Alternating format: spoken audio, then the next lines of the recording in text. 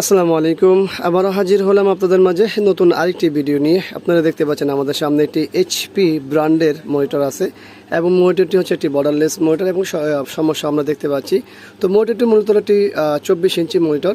তো আজকের মনিটরটির যে সমস্যা সেটি হলো প্যানেল থেকে হচ্ছে।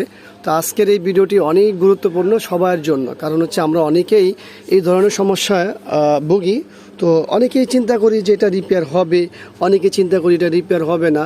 তো আজকের ভিডিও জুড়ে আমরা দেখানোর চেষ্টা করব যে যদি রিপেয়ার হয় সেটা কী কারণে হবে, আর যদি রিপেয়ার না হয় সেটা কেন রিপেয়ার হবে না, সেই বিষয়গুলো বিস্তারিত তুলে দেওয়ার চেষ্টা করব। সঙ্গে থাকুন, ভিডিওটি ফুল দেখুন। চলুন ব্যাকপার্টটি খুলে নিয়ে আমরা দেখে নিই, তারপরে আমরা বিস্তারিত বলবো। কারণ হচ্ছে এখানে কয়েকটা ধাপে আমাদের আগে বাড়তে হবে, এরপরে আমরা বলতে পারবো যেটা রিপেয়ার হবে কি হবে না। আপনারা দেখতে পাচ্ছেন শুধু একটা HDMI ব্যবহার করা হয়েছে, একটা VGA আছে, একটা ডিসি পোর্ট ইন আছে। এইখানে কোনো স্পিকার বিল্ট ইন নেই। আর মডেল দেখতে চাইলে এই হলো মডেল, আপনারা দেখতে পাচ্ছেন 24es। হ্যাঁ, এটা মূলত হচ্ছে একটি 24 ইঞ্চি, প্যানেল সাইজ হলো 23.8। তো যাই হোক, আমরা ব্যাকপার্টটি খুলি তারপর দেখি। এই হলো আমাদের ব্যাকপার্ট খোলা, আর ব্যাকপার্ট খোলার পর আমি দেখতে পাচ্ছি একেবারে ফ্রেশ। তবে এটার কিছু ইতিহাস আছে, সেই বিষয়ে আপনাদেরকে একটু জানাই।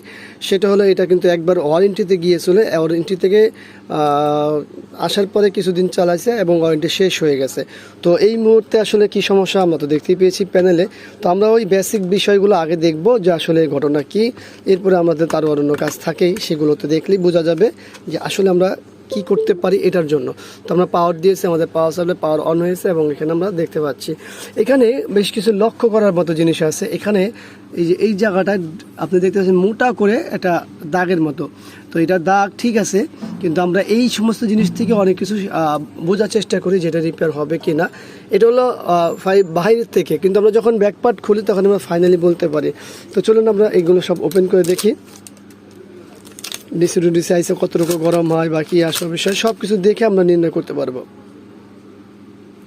ডিসি টু ডিসি আইসি একেবারে স্বাভাবিক গরম হচ্ছে, যেটা নর্মালি হওয়ার কথা ততটুকুই হচ্ছে, এর বাইরে কোনো কিছু হচ্ছে না। কিন্তু এখন আমার ডাটা চলে গেছে, যে হাত লেগেছে, যার কারণে আমরা অফ করে অন করে দেখি।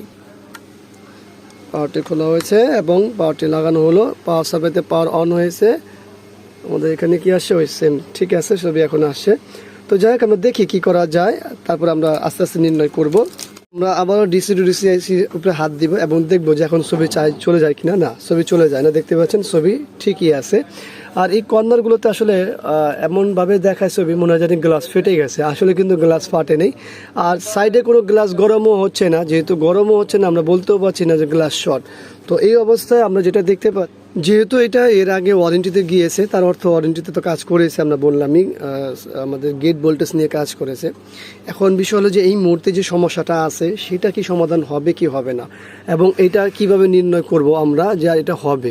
সর্বপ্রথম ভাই, এই মুহূর্তে যেটা সমস্যাটা আছে সেটা হলো আমাদের এই যে কফ আইসি, আমাদের এই যে কফ আইসিতে সমস্যা, আমাদের সাইড কফ বলি বা যেটাই বলি আমরা যেভাবে চিনি, এটা হলো কফ আইসিতে সমস্যা। এই কফ চেঞ্জ না করলে এটা রিপেয়ার হবে না। আর আমরা কি গ্লাস শর্ট বলছি? না, গ্লাস শর্ট না, কারণ গ্লাস কোনো গরম হয় না। আর এখানে যে দাগগুলো আছে সেগুলো মনে হয় যে ফিজিক্যাল ড্যামেজ, কিন্তু আসলে ফিজিক্যাল ড্যামেজ না। তো এখন সারমর্ম যেটা দাঁড়ালো যে এটা রিপেয়ার হচ্ছে না এই মুহূর্তে, কারণ হচ্ছে আমাদের যে কফ আইসি এটা মনিটরের ক্ষেত্রে চেঞ্জ করা হয় না, শুধুমাত্র চেঞ্জ করা হয় টিভির ক্ষেত্রে। আর যেহেতু এটা টিভি না, সেহেতু এটা কেউই করে না।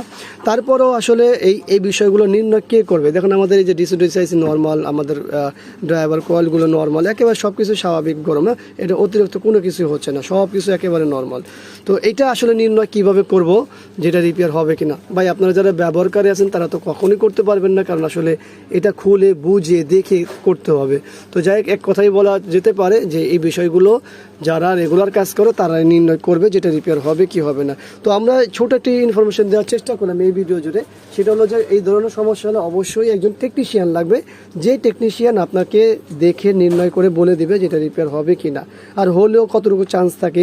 যদিও আমরা অনেক ভিডিও আছে আমাদের এই চ্যানেলে, এবং আফজাল হোসাইনে এই চ্যানেলে অত ভিডিও না থাকা সত্ত্বেও আমরা চেষ্টা করে যাচ্ছি আপনাদের মাঝে যতটুকু ভিডিও দেওয়া সম্ভব যে পরিপূর্ণ ভিডিও আনা।